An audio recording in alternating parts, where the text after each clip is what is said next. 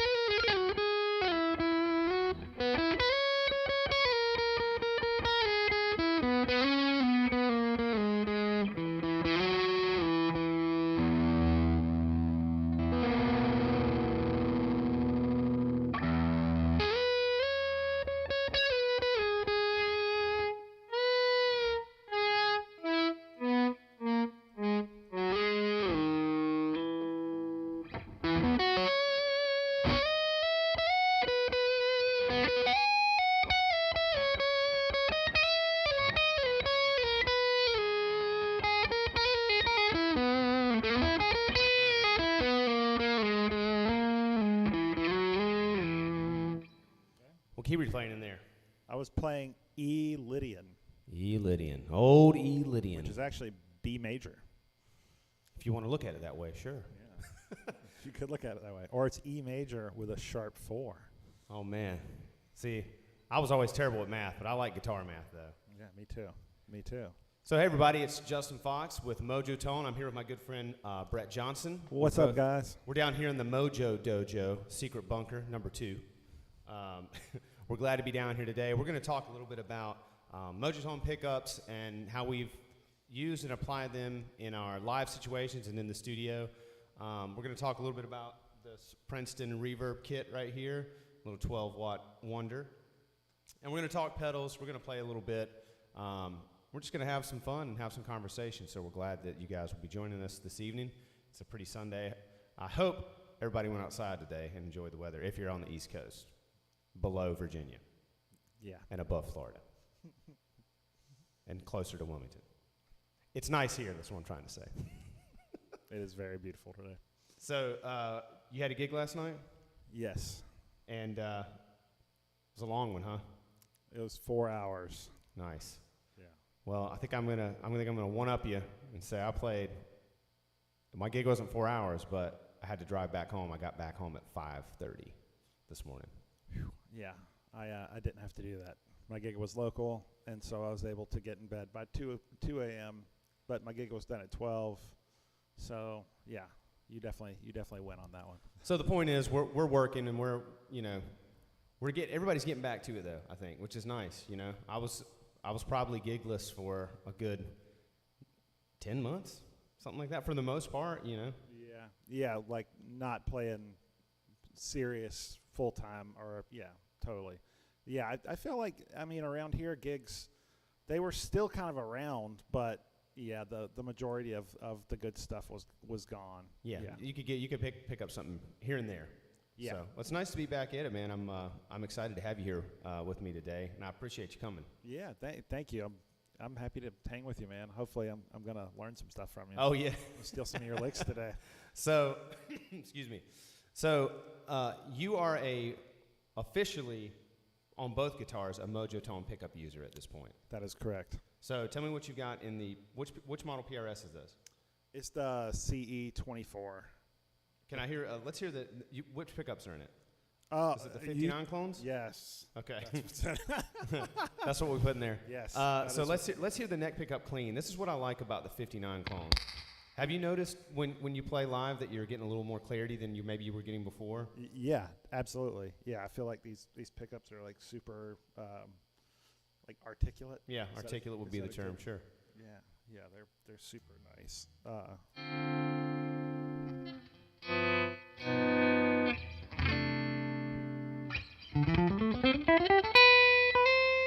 It's really loud, sorry.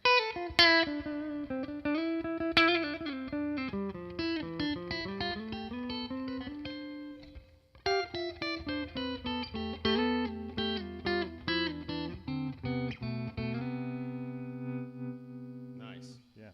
Now, Nice. I've got the low wind 59 clone in this telly, and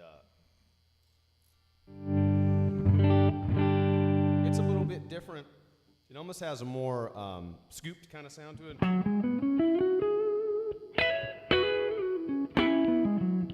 know what I mean?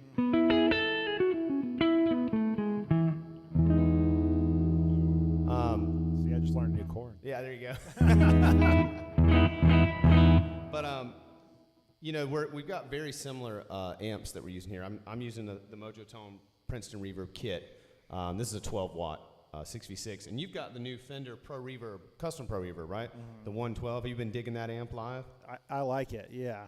I wanted something that wasn't going to break up too quick, you know, and that.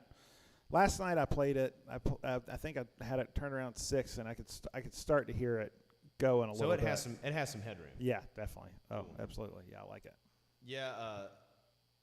Amazingly enough, even with the 12 watt, just the Princeton head. I mean, once you get to around 5 on this, if you're using single coils, you can get up to around that 5 or 6 range. Now the low wind, obviously, I'm on about 4 with this right now, and it's very clean. Still, but if you just put a small amount of drive to it, you know, and I've got the drive real low on that. Now this is a walrus audio here. This is a little bit, and I'll stack them. See what I'm saying?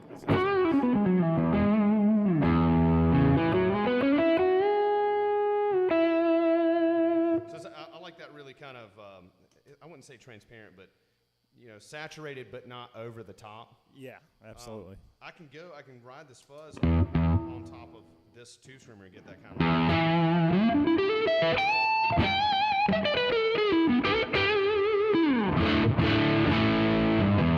That's on the neck pickup. So on this you get.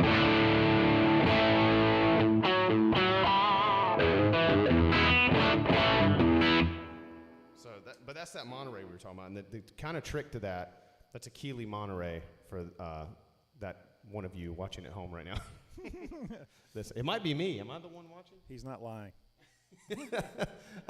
That's a Keeley Monterey. So it's a fuzz octave mix, and it's got rotary univibe, all this kind of stuff. But the trick to the fuzz pedal that works for me is the drive has to be almost off, and the volume has to be almost maxed.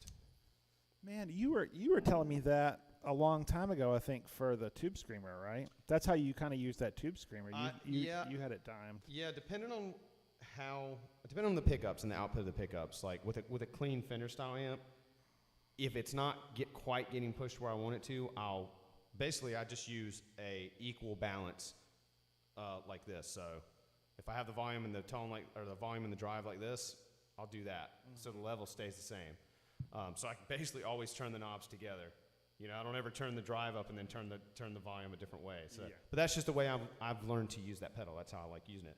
So if I did that here, so this is the tube screamer with the volume and the drive at what would you say? That's like 11 and 2 o'clock respectively, something like that. Yeah, that's better.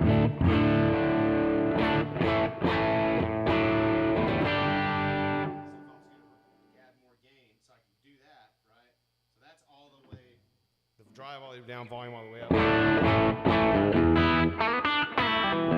That's more of that. That's you're going straight blues right there, you know. And you can go the other way. Now you can't go all the way down, but you can. I used to do it like that, a little pinched in. So I kind of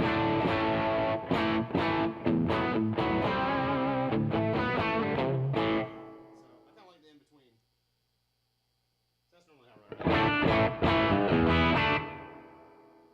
So, but anyway, getting back to the 59 clone. So, for me, the low wind is also an interesting option.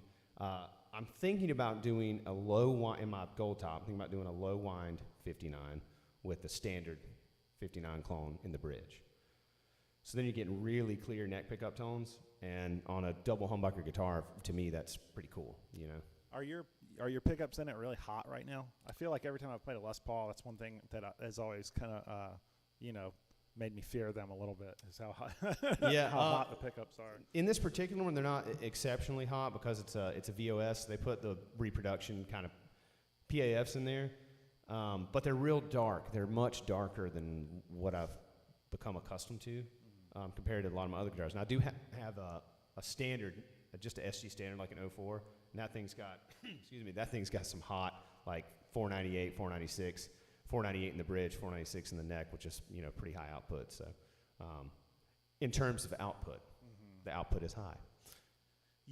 So when you play, like, you're for your style, I mean, a lot of the gigs I know I play, I'm changing the subject a little bit, but it's still kind of on subject. That's why we're here. Yeah, that's going to happen. For the style you play, you're looking for a breakup. I mean, you like, for me, a lot of the gigs I play, I have to play funk guitar stuff. It's got to be spanky. Yeah, so it's got to be clean. I mean, it's got to be clean. So have you gotten there on this guitar? Yeah. I was gonna make the comment that I've got the coil tap on this guitar. Oh, sneaky. And while when you're using a coil tap, there's always the issue of the volume dropping. Yeah. It splits well. These pickups do. They're Give me some of that. Really give me some good. spanky funky. Let me see. Oh, did it go on? Oh, yeah. There you go.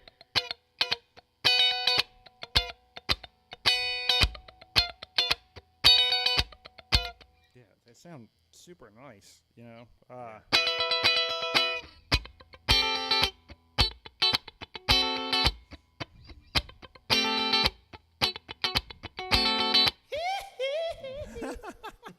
Exactly. Yeah. Yeah, they sound great. That's perfect. You turn the reverb off. It's got to be dry, right? Yeah, for me. Maybe some people do that. I don't do that. No, I would probably agree with you on that. Yeah. So, for me, like the cleanest in that situation, the cleanest I'm going to get in my gig situation, because, like you said, most of my cleaning up is done with the volume knob. Mm-hmm. I'm never going to be like.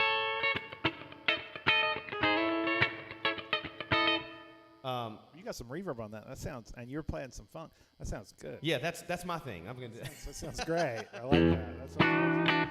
You know what's funny? I told one of my students one time. Speaking of, I like a lot of conversion techniques, right? So they were asking me, I want to play. How did he play those like funky chords? Where do you know where to play them at? And at the time I couldn't say, well, just find your root and then do the shape off of that. Mm-hmm. So I just told him. So if you play, say you want to play something funky over B, right? Yeah. So you're already in the right position. You just make a D chord.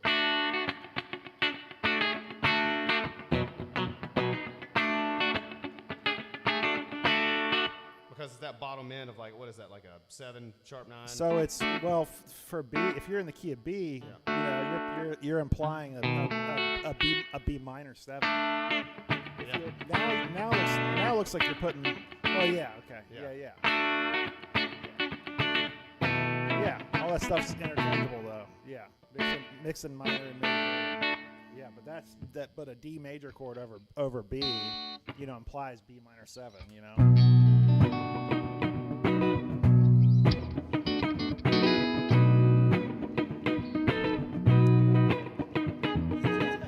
But yeah, Oh, you're saying play minor? Yeah, that's what I was saying.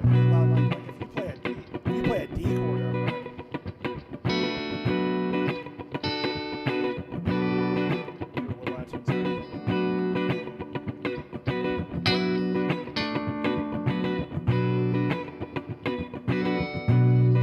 Yeah, that kind of chord. Sorry, I'm a little out of tune, but that playing a D minor over B implies that. Yeah. But wouldn't you agree that in a more ambiguous situation, like a song with the dominant 7 chord in it, right? Yeah. You could still play that. Yeah. That little D trick there. Absolutely. Yeah. You can put the minor 3rd. Absolutely. Yeah. Yeah, because when you play like the Hendrix chord, that's it's got the major and the minor 3rd. Yeah. So that's that tension, I think, that makes those kind of chords and that kind of music kind of ear grabbing, Yeah, absolutely. Yeah, mixing that stuff up. Yeah. And that I think you probably do this too. A lot of players that I know in our circle of players, we do a lot of what I call mixed scale playing, right? So if you're playing, we'll take something simple like a pentatonic, right? So, right? Right? Yeah, totally. And you're basically going minor, major, right? Yeah.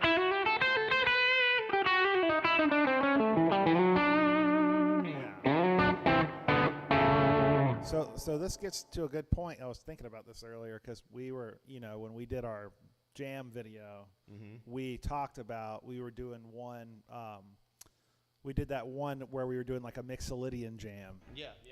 Yeah. And we were playing an E Mixolydian. E Mixolydian, but you were saying you think of it as A major. Right. I'm just going to play an A major, but I'm going to keep it E note centric. So I'm going to always try to resolve to an E note. Yeah, totally. Right. Which is a totally, legitimate way to think about it, because that's what it is. But, like I think about it kind of like what you were just talking about a little bit. Like I think, like if you think about your pentatonic scale, if we have like, E major pentatonic, right? That, I just think about what notes, because that's already 5 notes. I just think about what notes I can tweak around that to make the mode, Yeah, because if you think about even just E Mixolydian, right? Yeah.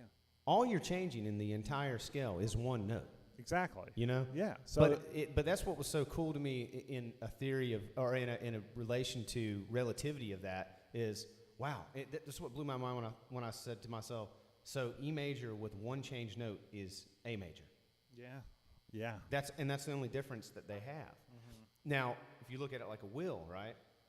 It's just because A starts at a different spot on that wheel, but it follows the same pattern as E Mixolydian, and vice versa. So, and you could have an A chord in your E Mixolydian chord progression.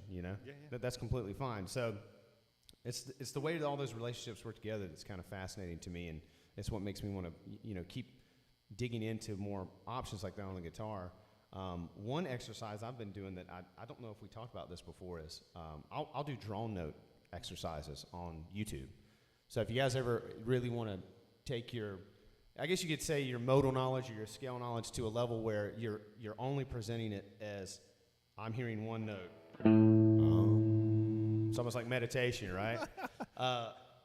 You take that one note and you let it drone in the background, and then you can be in control of what modes or scales you use over that drone note. So you could say, all right, I'm going to start with Dorian, and then I'm going to go to Lydian. And every time you do that, the flavor of your phrasing is going to change, but you're always starting, in that same spot there. I do the same thing. I'll do it. I like doing a lot of stuff on single strings. So like I'll do the same thing. Like I'll go find a drone note do you do the one of the cello? Or do you it's do just a cello note. Or do you do the one where there's one where it's like it's an Indian kind of? Oh, what's that thing called? It's like a tempura. I think I'm saying that wrong. Tempura. That's how they fry vegetables in Asia. No, I'm saying the wrong thing. I need to look it up, but it's a tamburino. That sounds right. I'm sorry. El Camino. Drone note. No, it's go look it up. We'll figure it out. But drone notes on YouTube. That's a good place to start. And so it's cool, because instead of just running a scale from bottom to top, like in one spot of the guitar. I untapped you. I wanted to hear it. Yeah, sorry about that. Yeah, instead of just going, if you have a drone note, you can just run it side to side.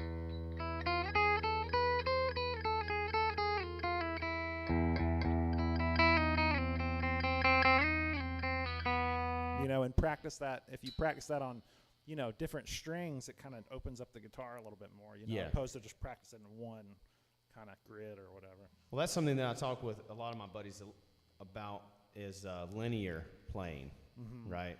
So you take a lick that you might, and I'll keep it really simple, with a lick that you might use 3 strings for. Try to turn that into a 2-string lick.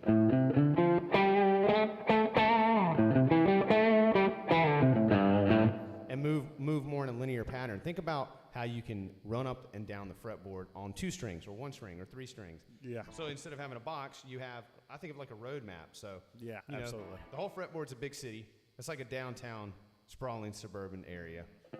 There's a lot of turns.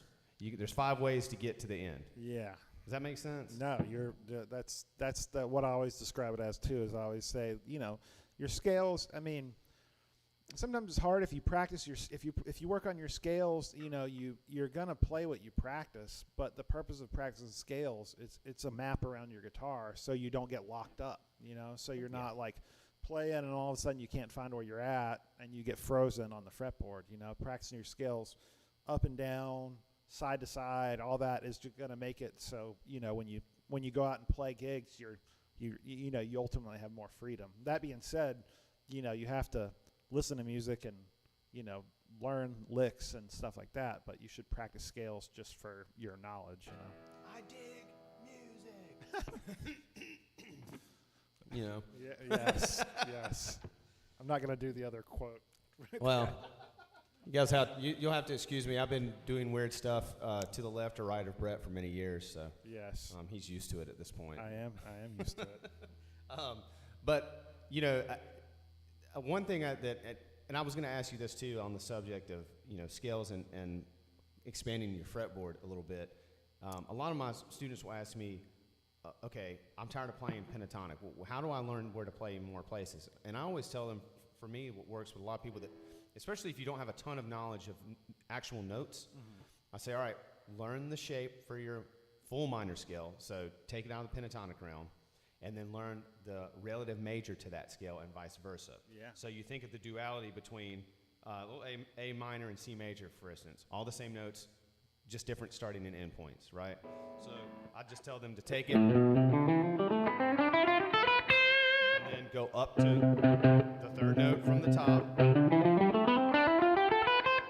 I always have them end up one up or 2 up, from the root note, but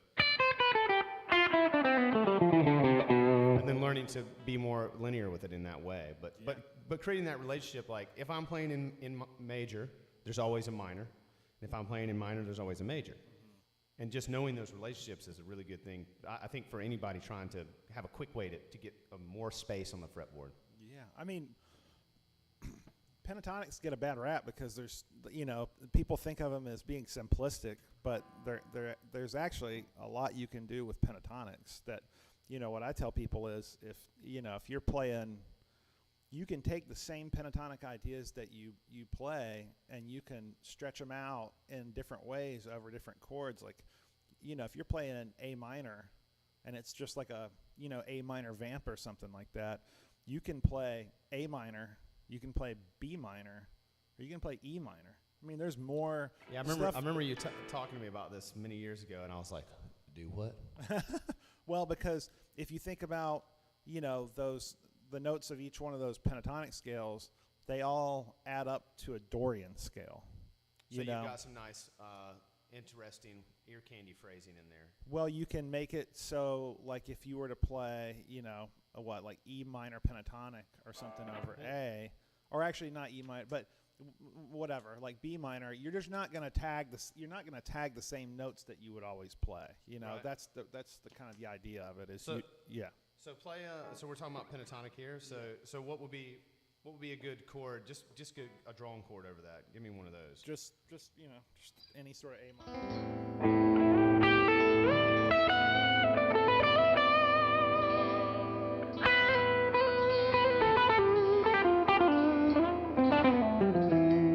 So I can keep it full scale, or are you talking going? Play like just straight.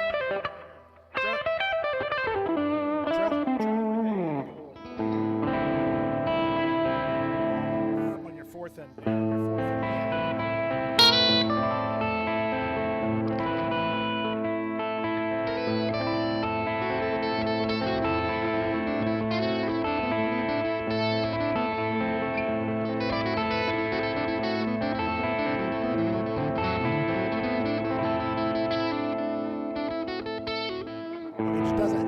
it sounds wrong. It just doesn't sound typical. You know what I mean? And so I wouldn't just sit and hang on it. You know what I mean? But the notes, give me another A.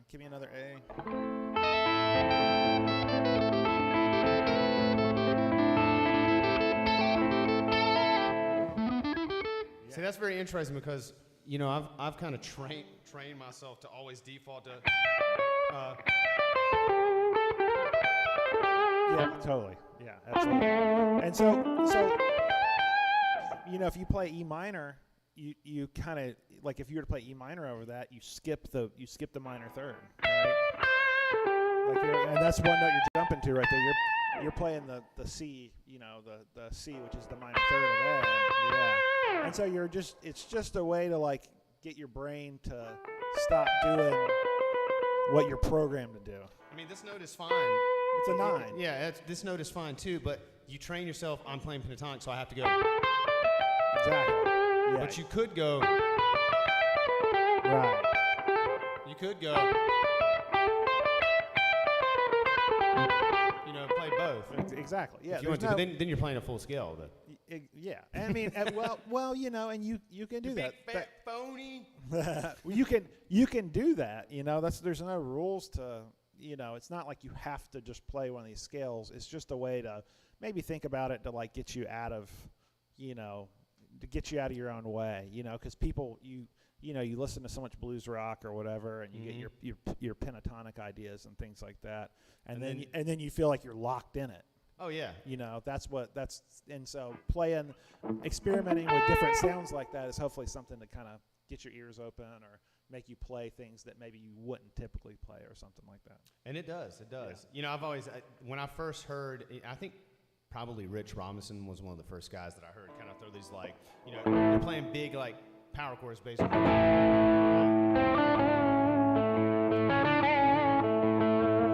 You know, throwing a lot of that major third thing in there. I love that sound. That's a great You sound. know? Yeah. And it's like, but they can go back and forth between, you know. And then, you know, you can go back and forth between that standard kind of pentatonic thing.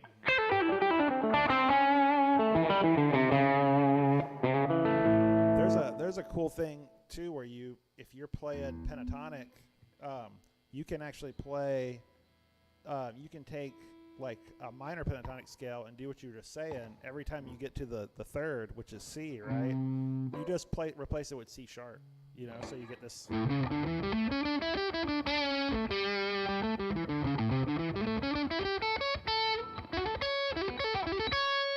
It's called it's like the Hindu. The Woody Woodpecker scale.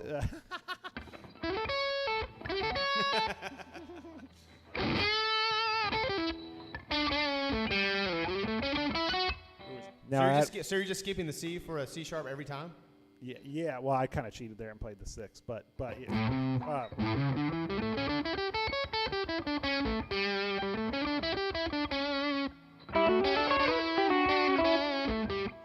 That's like one of your songs. Don't you have a song like that? Yeah, I did back in the day. No, what is it? I can't even remember. I used to love that song. You know better than me at this point. It's been on.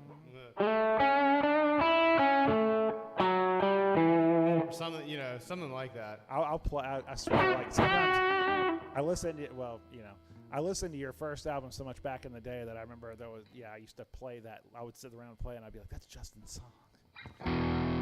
The funny thing is, you know, in those days, I didn't know what I was doing on that, but there's definitely some of the stuff you talk about maybe is in there. No, and that's without a doubt is. But that's a good example of. I tell a lot of really young players, don't get too caught up on the math of it and the phrasing, or you know, the technical wording of it. Mm-hmm. If it sounds good, put it in there. Yeah. You know what I mean? Figure out what you were doing after the fact. It's called music theory.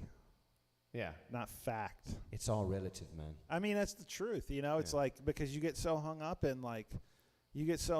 when you're learning all this stuff, you think like, oh, these are the rules and I have to like follow the rules. And that's actually not it. Like all the coolest stuff that you ever hear breaks the rules a little bit. And that's why you like it, you know? Like if you listen to jazz or anything, or I mean, even, you know, pop music or whatever. I mean, there's times where they break rule. I mean, that's always the coolest. Blues itself. I mean, is 3 dominant 7 chords in a row. That ain't right. That's not right. that breaks all the rules, you know, because the dominant chord is supposed to be the 5 chord of whatever key you're in. But in a blues, it's all the chords, and it's amazing. We all love it. You know, it's great. So let's talk about the second jam that we did. on the subject of blues, and maybe we'll play a little bit here in a minute, and then we'll call it a day. It is Sunday after all. Might be time to go get some sunshine. That would be nice. I'm thinking this light in here is making me look a little bit reflective, man.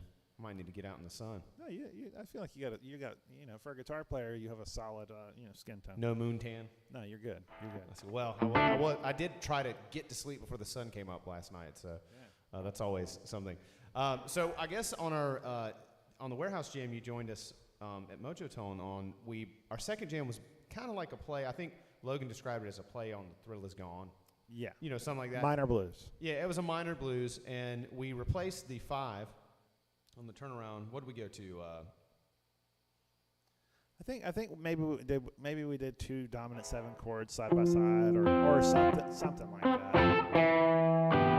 Did we do that? I don't think we did. I think we did the dominant 5 chord. Yeah. We did the F though too, right? Might have done. We may have done something like that. Now, the reason I was bringing that up is because when we did resolve to that, we did turn around that F, right? Mm-hmm. And it could be an F. It probably needs to be an F7. It could be a major though too. It could be a major, yeah. But what that allows you to do is go to the harmonic minor. Totally. Yeah. Temporarily. Yes. And that's a great little trick for songs like that. Yeah, absolutely. Yeah. All you're doing when you do that is you're just essentially you're adding the major 7 in, so if you were thinking pentatonic, if you have like A minor pentatonic, you have a G that's the flat 7, so you can take that over the turnaround and you can play the major 7 over it. And see, that's interesting hearing you describe it that way because once again, in my brain, the conversion I do is, I'm just going to throw away the dominant 7 temporarily, right? It's like taking a card out of the deck to me. Totally. Yeah, absolutely. And I'm just subbing it for that.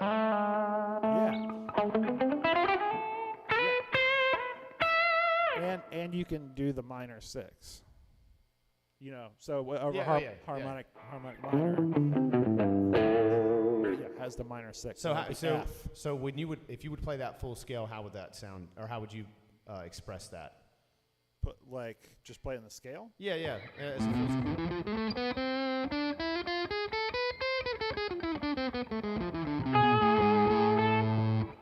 Yeah.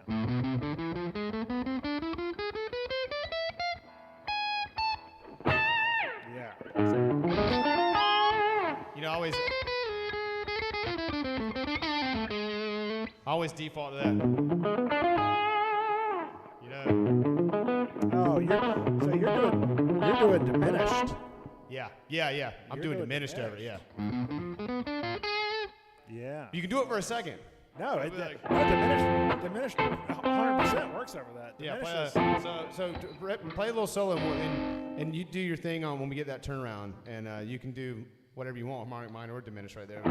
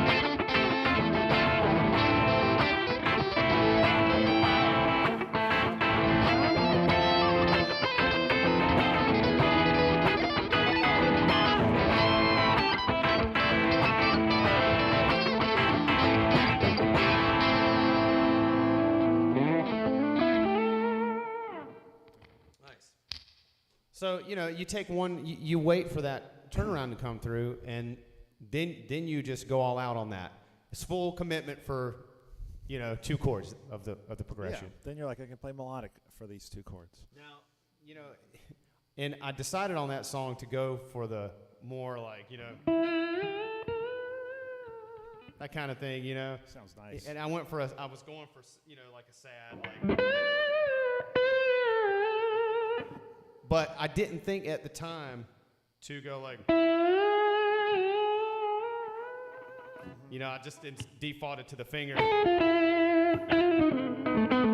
you know, in the moment there. But I looking back on that jam, it's like, man, how I had the slide on my finger. I could have just done a cool run with the slide. But, you know, hindsight. It's just, it's hard to sometimes in the moment to, you're just playing whatever. I haven't had glass on here in a while. I've been using the mag slicer.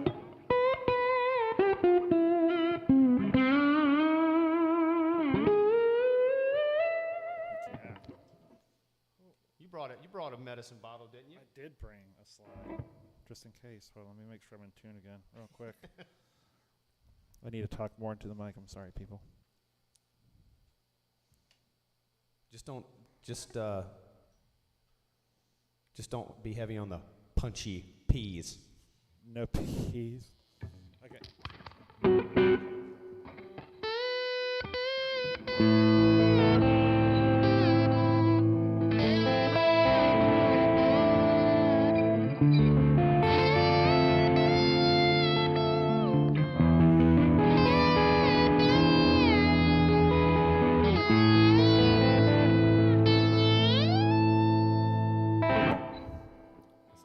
Yeah, over the 4 chord too. You know, when you're playing over the 1 chord in a progression like that, and you know, do whatever your ear likes, but usually hanging on a minor 6 over the 1 chord can be jarring. You know, you can flirt with it. Excuse me. You know, so the minor 6 being F, right? Yeah. So like, I know on something like that, I generally might go to a major 6. I might go to the F sharp over the 1 chord. So when I play A minor, I might play F sharp, and then when you get to the 4 chord, go to the minor 6 because that's the flat third of D. So on slide, you're saying over the 1, you're gonna go. Yeah, and then when you get to that 4 chord, you know, you play F.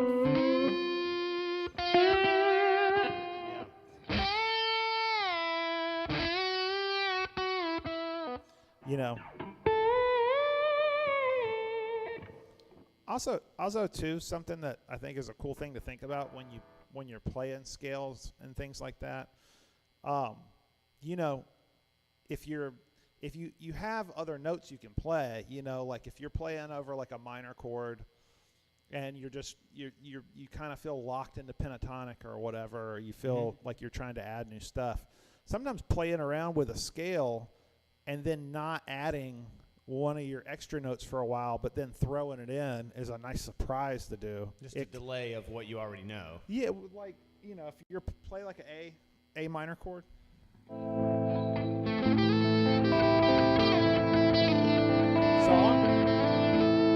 So I'm playing. I'm just gonna play like pentatonic stuff for a second, right? And then after a second, what I'm gonna do is throw in an extra, like a note that's maybe it's in the scale, like it'd be like, I'd be thinking Dorian. I could play like the 9, or I could play the major 6, right? So like a B or like an F sharp if I'm playing it. So play A minor.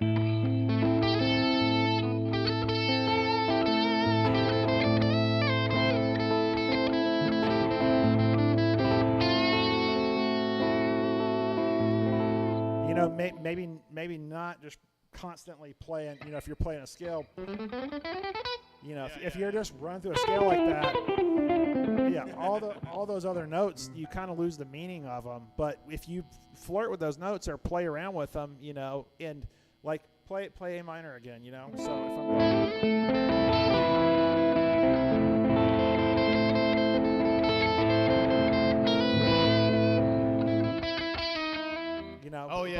if I'm just playing around with a note every now and then, and not just constantly hitting that note and running a scale up and down. You know, I've got a faux Beck lick I like to do in that situation. I want to hear that. Play like an A minor.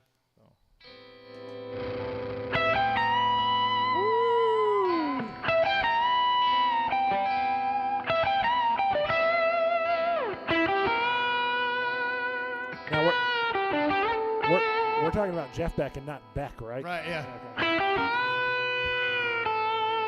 So basically, you know, I'm using almost some chromaticism. Some of almost like it sounds like a slide lick. That's nice, man. I love that. It's a half step, and then you slide back from a flat back into your starting note. Yeah, like sliding from a non-chord tone into a chord tone. Yeah.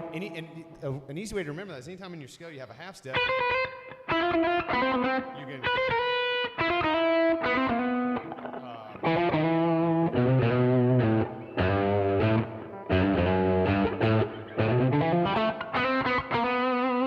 I think Justin could basically just play any note and it would just sound good. I'll just play a wrong note. That's It that's just the sounds new thing. good. Everything you're playing, I'm like, I don't think it matters what notes you play. We got. But it's Sick. You can push any envelope that you want, but I think your approach to the fretboard is obviously it's working for you, but I think you explain it in a way that it makes it approachable for other people too. Hopefully, sometimes I feel like I start talking and I see people's eyes start glazing over when I start talking about music theory. They look tired. Well, we'll look at the playback, and if we look at the playback on this, now going. You probably are. You'll know you went too far. Yeah. So, Brett, I want to talk about a few things before we sign off here today. Sure. By the way, thanks everybody for letting us do these videos and get them out there to the world. We really appreciate it. I really appreciate you coming down here and hanging out. Yeah. It's been fun, man. It's nice to talk about this stuff with someone that's been doing this longer and as long and longer than me, and we've been running similar paths for many years now, and we're still not old yet, so we're getting there. I feel good about it. Yeah, you feel good. You look good. You look great, man. So I so aspire to be you. there you go. Yeah. So You're my you hero. got the 59 clones in here, right? Yeah. And then what are you using in your Strat? That's the other one you brought on the warehouse. I'm using here? the quiet coils. 67s. I think you went. Is it 58 or 67 you went with?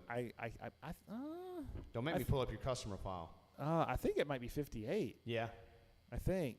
Well, they're nice and clear. Whatever they are, I mean, I don't play the Strat generally as much as I play my PRS. But that being said, well, and the reason for that is the scale length, is just a lot different. Yeah. But taking a Strat out to, just like a dive bar or something like that, you'll run into so much hum sometimes with just regular pickups. And since I've put those in that guitar, I don't have any issue with that. Even in places where it's notorious. They got ground lifts on like every outlet. Oh my God, it's there's one place in particular, I'm not going to name names on here, but that I couldn't play that guitar in at all, and now I can. Nice. I mean, it hums a little, but not much. I mean, it's before, like when I had the old pickups in it, I played at a venue we all play at around here. Yeah. And the keyboard player on the gig looked at me and said, "You got to unplug that guitar." He quit. He was like, "We got to stop this because it was so noisy." Yeah, I've been there. Yeah, it's been bad. So I've always wondered that. Not to change the subject. I mean, I'm not changing the subject, but to go into detail about that. I mean, you for the longest time, I mean, you were Strat guy. Yeah. Mr. Strat guy. I've still got 7. I know, but now you sometimes you play Gibsons and SGs and you play tellies on gigs. I've been a telly guy the past couple months, as you can see by looking around the room here. Now that's Adam's telly back there, but that's one of mine. That's got quiet coils in it, and I think what it is that I think the quiet coils have kind of they've broadened my horizons to. Some of the options for guitars that I've always loved playing, but I didn't use live because I couldn't quite get the pickups to cooperate with me in those situations. So it's been very cool and I've got, broadcaster in this and that low whine 59, and then I've got all broadcaster complete in the blue telly there. So, but I've just been trying to embrace a couple different types of guitars and different fretboard fills and scale lengths and all that kind of stuff. I want to play a lot of everything so I don't feel uncomfortable on different guitars, For sure. And also working with Mojotone, I've had to play a lot of different guitars, so it's all the more reason to buy more guitars, right? Yeah. You gotta stay practiced up. It's part of work. It's part of the job. So is there a way that anyone on the internet could get in touch with you for your lessons? Are you offering virtual lessons at this time? Sure. I mean, you can go to my Instagram and it's RBJ Guitar. I don't post much there, but I do check it. I'm going to be better about it. So if someone wanted lessons from you, they could shoot you a direct message on Instagram and work that out. Yeah, with you. definitely. Or Facebook. I do Facebook too. Just Brett Johnson. Home phone.